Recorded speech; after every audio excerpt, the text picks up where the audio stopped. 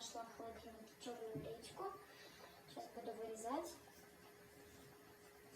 сердцевинку и туда буду добавлять мед. Ставим ее сюда в чашку, чтобы переливался сок. И теперь добавляем мед.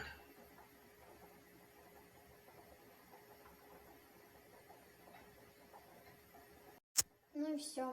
Оставляю ее на пару часиков, пока она не даст свой сок. И вот этот сиропчик я буду давать Муслиму.